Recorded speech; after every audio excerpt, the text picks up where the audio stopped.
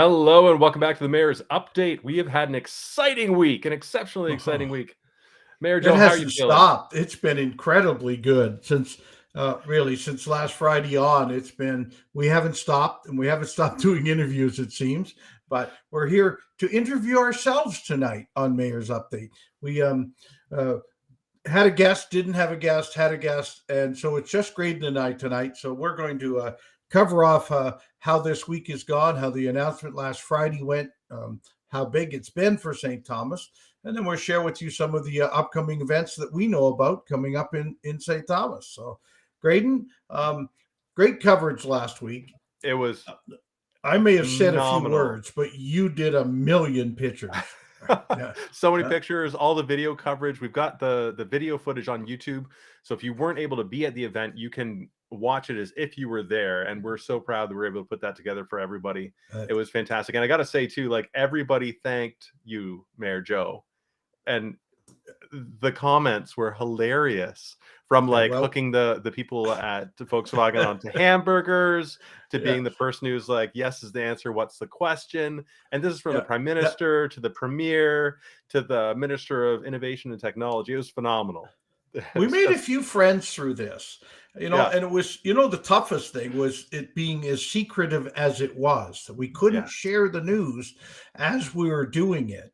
But we've made some great friends from as far away as Germany and certainly other levels of government. It's exactly what should happen with government officials, that the working together causes great, big, huge things to happen.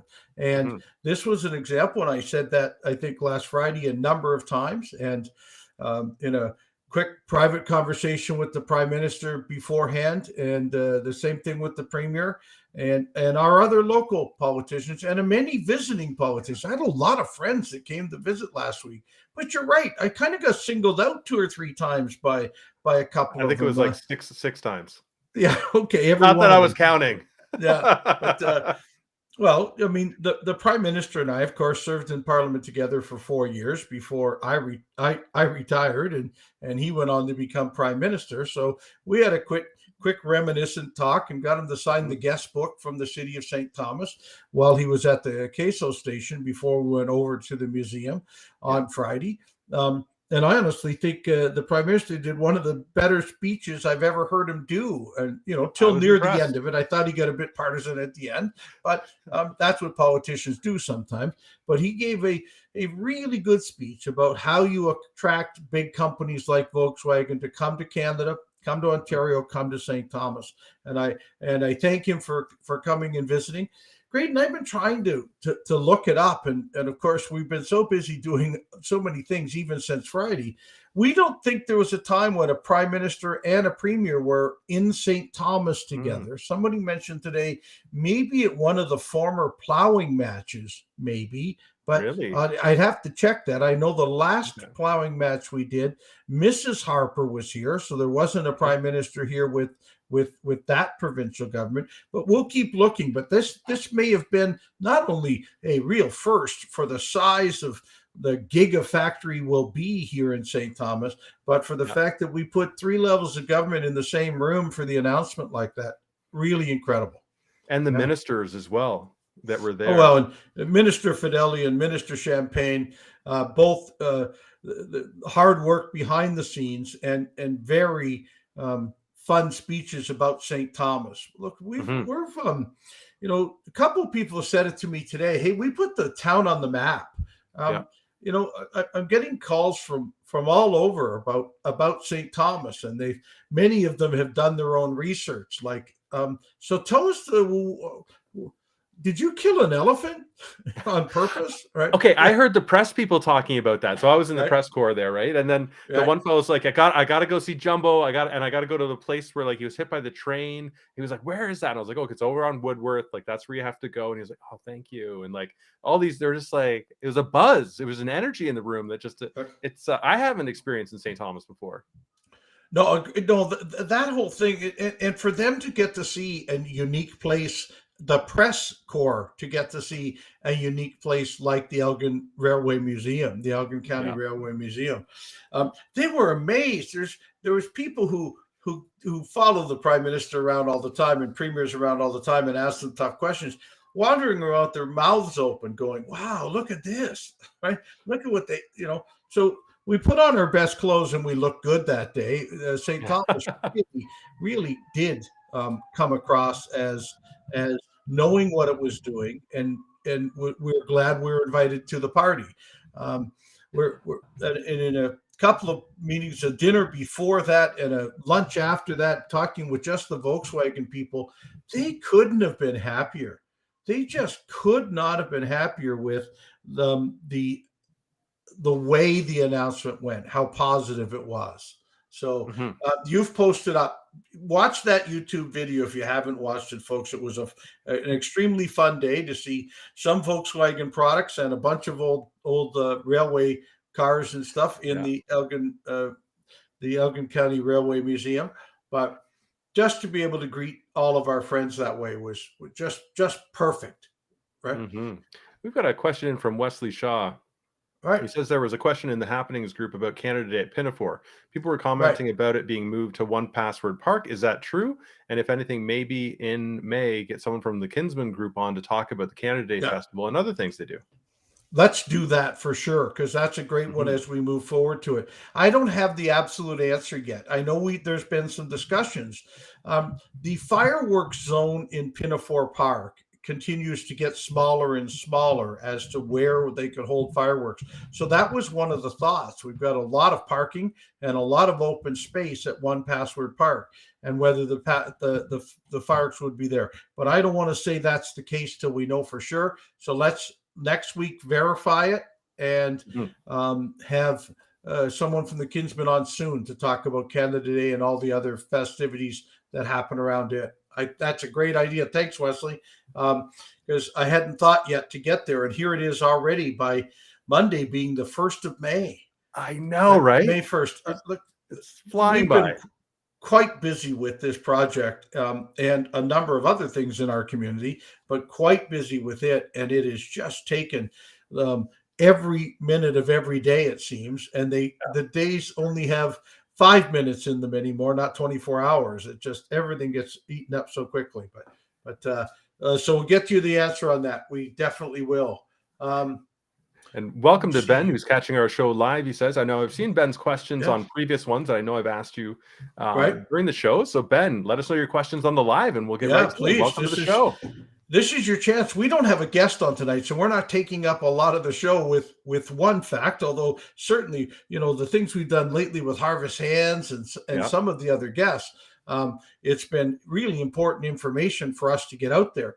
But this week, it's just Grayden and I to talk about the things going on in St. Thomas. So you make the show much better if you're asking us questions like Wesley did right off the top. Let's and as you said, if we can't answer it, definitively today, we will on the next show make sure we cover the answer to your question. So let's have more, please, more questions. And we're going to make up for it next week by having 2 guests, because we're going to be over at From the Vines. And Sean Dyke, the CEO of the Economic Development Corporation for St. Thomas, is going to be on to talk about all the numbers of all the things Volkswagen and PowerCo SE. So get your questions primed. We can talk a little bit about the numbers right now, though, because we're able to say now, Volkswagen is saying like 3,000 well-paying jobs that are direct to the factory. And then there's a spin-off they're saying about 30,000 jobs. Right. Now, that includes the number of other factories that can come to work for us, right? Other factories coming here that will service Volkswagen and others. But when you look at all of Ontario with the minerals and such that will be needed for this factory being mined in the north, and this is where some more of the jobs will be. We're spreading the wealth out in this one by a long way. So we may be a little under in each of those numbers, but one number we're not under. 13 million square feet. You can't picture what 13 million square feet will be in a factory, how big that is. I guess we can safely say, if you remember the size of the Ford Talbotville, Ford St. Thomas plant, it's 4 of those. It's 4 of those. This is how big this factory is. I think that we were trying to describe it in football fields as It's just 210 football so field. many. Right. You kind of lose it, right? Was it 16 Amazon plants? So if you look at the Amazon plant now, was it the one fellow said that it was like it's 16 a little of under a those? million. Yeah, it's a little under a million square feet for that footprint of the new Amazon site. So if it's 13 million of those, 13 of those or more. So yeah, it just boggles the mind. I've been out. I was out there last Friday morning with a number of the folks from Volkswagen on that day, kind of looking out over the size of the. And I said to Sean Dyke, who we'll have on the show next week, Sean, maybe we should just put 4 stakes out there so we can see how big the plant really is. And he said, well, we could, but you wouldn't see the furthest ones away. They're that far away. You have to make telephone poles. Right. Yeah. It's a kilometer across and 1.4 kilometers long.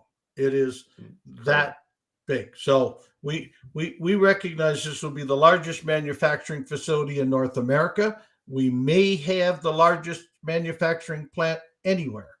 Boeing, we're looking up the stats, and we don't want to declare winners until it's built. So we'll wait and see. Right? I love it. Beth Douglas is asking about the update on the park that's next to the library. Yes. And work was going on out there today. 4 brick pillars were put up today. So we're moving along. We'd like to have that park up and functional by the time summer hits here in St. Thomas. And so it is a downtown park in its own right, the Westlake Evans Park. It will be a great resting place, walking through place, but of course, being right next to the library, it can be used as a reading place too. There will be in the park, we believe, a grand piano that you'll be able to play, a concrete ping pong table that, and the equipment for that will be available at the library also, but also lots of other. Look, a downtown park. We think this is the just an added jewel to that block, taking up what used to be the old police station, and now directly across from the child care center that's being built. And it's moving along quickly now too. Yeah. So thank you. I'm quite looking forward to.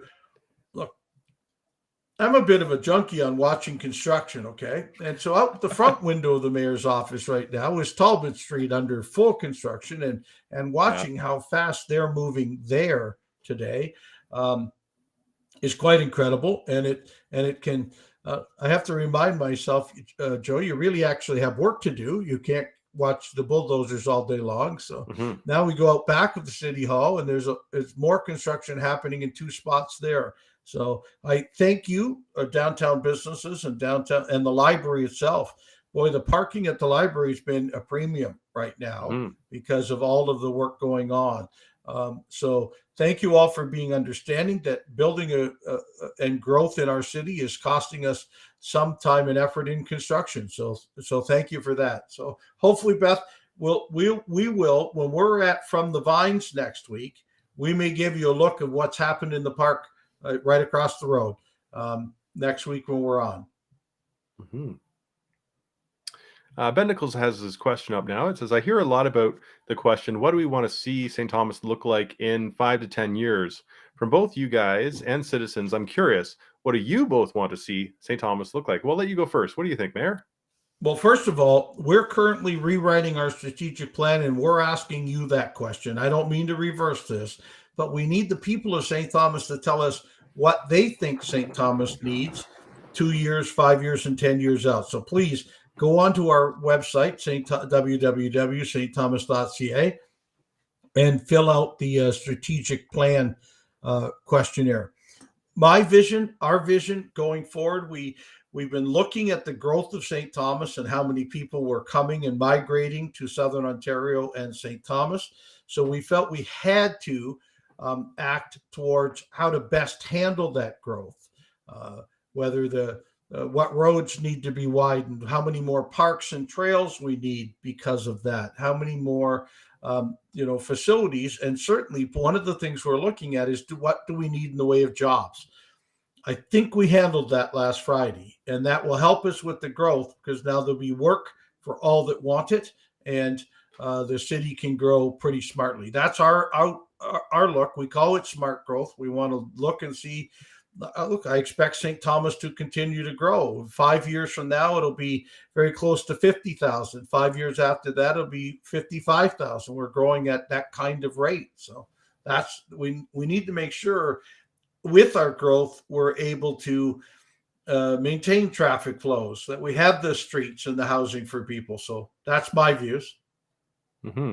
I think for me, it's looking at the things that we're able to provide the citizens that we haven't been able to in the past, but we're looking forward to, and you and your team on council are working towards, such as housing the people that are experiencing homelessness. And what you guys have done is incredible. And the fact that we're going to take that, or you're going to take that to zero in the near future is absolutely incredible. So I think that a big part for the Volkswagen plant coming is that there will be the tax base to do even more to help the people in our city be successful, or when they're feeling down and out, there will be the supports there, whether it's, providing them a bed when they need it, or the healthcare that they're going to need as our population gets older. We now have a tax base that's going to be able to provide that support. And so for me, it's looking at that and saying, okay, how can we use that most efficiently in our city to help everybody that needs it? And I'm excited. That's one of the biggest things I'm most excited about.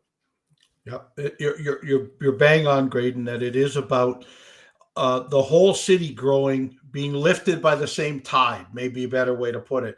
So whether it's someone who is currently homeless or somebody who is currently underhoused, being able to find what they need and us be able to help, whether it's mental health or addiction supports that aren't currently there, now being able to be there. And as you said, complete healthcare. We have a fantastic hospital. But as we continue to grow, does it need to be bigger too? And what do we need to do? So all of those conversations are taking place. Wesley, thanks for reaching out and saying, telling us about Toth Jewelers. You're right. Mr. Toth and Toth Jewelers is closing up, going and retiring. And this last bit, they're now into a 70% off to try and sell off everything in the store. But our community will miss them. They've been a downtown feature for a long, long time. So thank you for reminding us to just kind of say goodbye and thank them for what they've contributed to the growth of St. Thomas. Well, I certainly got in there and took advantage of that sale to buy some things, and it was fantastic. I also bought my wedding ring there, the wedding band for Jess and I. So it's they've been an incredible part of the community. Ben saying not tending to everyone equally, but tending to everyone's unique needs equally. Absolutely. Right. We have to be that type of diverse community that can do all of those things. And we've really shown over the last 3 or 4 years that we can start those projects. Some of them are nearing completion, whether it's the supportive housing piece or housing in general. But we will continue to move in the directions as we're asked to by our citizens. So please help us with the strategic plan moving forward. We've got a question here about transit, saying, transit is brutal. Well, transit is not an easy thing to do in cities. We've in the 4 years of my time as mayor, we've moved from not having Sunday service and not having any service at all past 6 o'clock at night to at least being able to offer all of that. Wow, as the city grows and we find new employers like Volkswagen, I think we will be able to add a little bit more to the degree of transit in our community too.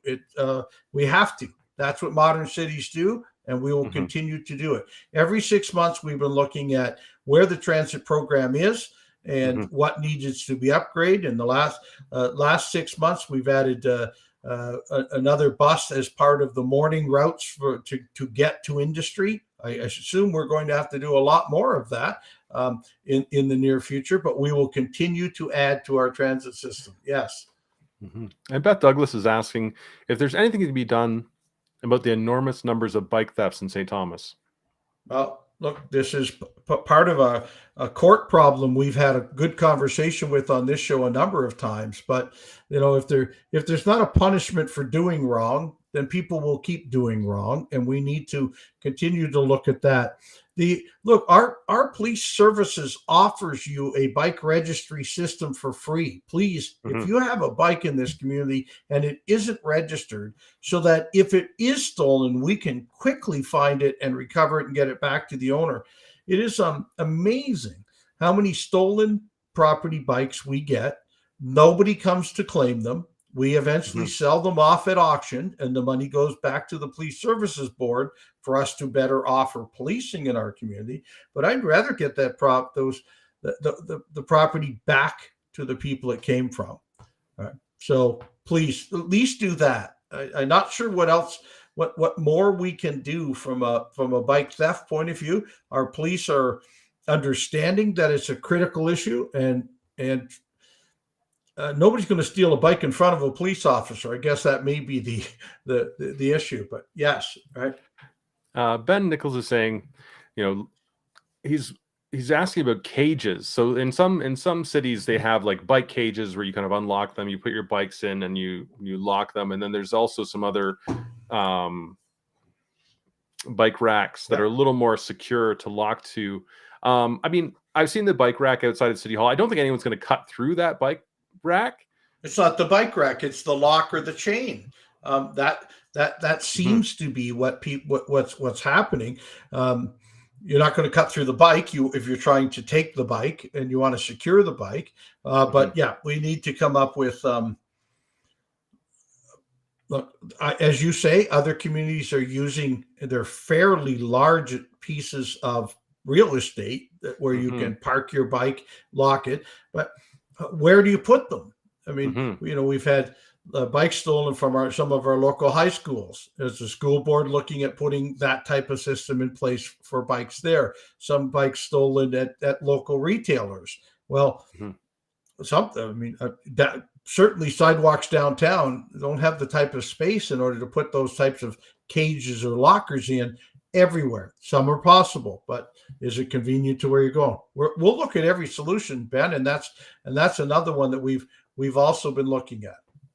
Yeah, and I mean, it's hard. I have a bike too, and I like to bike, but I'm also cautious about where I lock it up and how I lock it up. But I also have one of those massive like kryptonite style locks. So It's not easy. No one can quickly cut through anything. Well, it seems like a challenge. Let's try it. No, I'm just teasing.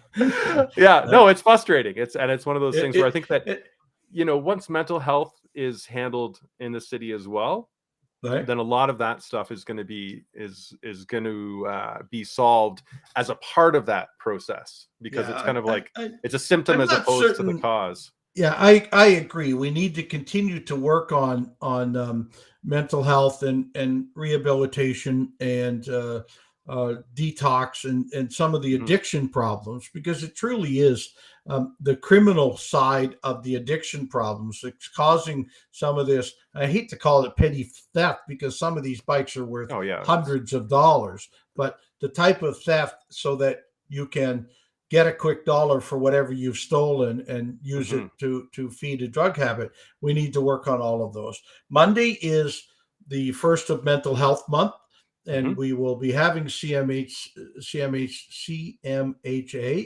at the flag raising and proclamation on Monday. And we also have a conversation with them later in the week about what more can we do in our city to add to the mental health that problems that we have. You mentioned some of our housing issues. Of course, all of the housing we're doing within Dwell, the supportive housing, the new 45 units that will be opening on Queen Street, all come with mental health and addiction support. And so that captures a great number of the people that need the help as we move forward on housing. So it's both housing, but with supports for mental health and addictions. What else have we got coming up, Grayden? So we've got Hammerlock, which is coming up in June, and this is the pro wrestling. It's on June the 2nd. So we'll mention that again. So that's coming up. And then there was also another a boxing one at Championship Boxing. All right. So that is Rumble on the Rail on Saturday, May the 13th of 2023, which so is that's coming this up. year. Yes. Yeah. I had another one I just went by and I can't seem to find it on my phone right now, but Central Elgin Collegiate Institute is working on a fundraiser right now to replace their mats in their wrestling program. All right. And they're asking all of you, please donate if you can, but they also are doing a number of raffles and other things. So please, I think it is wrestling at Central CECI, yeah. Right. To get a hold of them, to ask them how you can help and what other people, what other pieces we can do. It's a great part of looking. We all know that sports and athletics for kids in our schools is important. This is one where you can be directly involved. So if you can do it, please help. Mm-hmm. There's also a St.Thomas Debating Society that started up as a Facebook group. It's a private group, but you can join it if you'd like to debate. I think it's fantastic. Did you ever did you debate in school? I didn't. I did public speaking. I didn't really do debate. I did a lot of debating, but not like as a part of a formal I do program. debating professionally. Don't try this at home. No, I like you did a lot of public speaking, but I'm not sure I know all of the rules of proper debate society. Like I interrupt too much. So I want to get into that. It's going to be. Well, I'd like to come watch it one night. So it's great. Yeah, and I'd love to. I was thinking of it too because we're gonna have this chicken debate, but I saw in St. Thomas they've actually, or not St. Thomas, in Toronto they've paused having chickens. Yes, they've removed the ability to have chickens in your backyard. Yeah, and this comes mostly from one of the topics we asked for because it's a pilot project we're looking for in the bylaws. Avian flu seems to just be accelerating. Yeah. And very large chicken facilities are losing most or all of their birds from avian flu. And so we don't want to at all cause that to be worse by having some hens in some backyards. So we'll be watching for that, and that'll be part of the report that comes back to council. And then a good spirited debate about how many hens you should have and whether your neighbors should get to say you can't have hens. And we'll have a good council debate about all of that. Yep. And we've got Malachi Malay. Hi, how's it going, Malachi? Yeah. He says, any ideas on attracting shoppers back to the downtown core with the construction going on? The city ambassadors need some ideas. Yeah, Malachi, you're absolutely right. I've been out a little bit in downtown, and you know what? It's not easy because the store I wanted to go to was over on the other side, but with the construction, you've got to go way around and come back.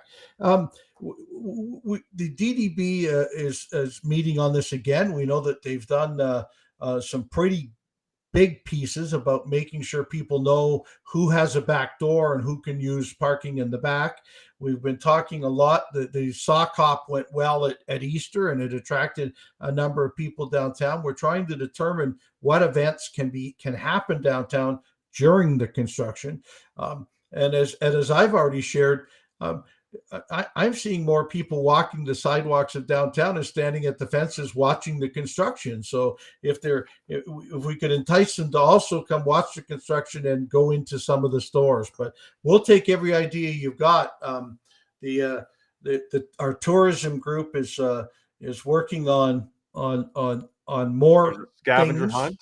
Yeah. That starts on May 1st to get people downtown. Right. And it's an app on your phone, and it's a go find these things in downtown. But if it causes people to come downtown and go, then that makes a big difference to our downtown. So yes. Right. Absolutely. In the Downtown Development Board, we've got a downtown dig event that's coming up. That'll be in the summertime. Nostalgia Nights is also happening again. And we're still having the car show Nostalgia Nights downtown. That'll be over 10,000 people. Further to the east. And you're looking at like about 10,000 people. So make sure that, I think it's July 15th. Is that right? I believe so.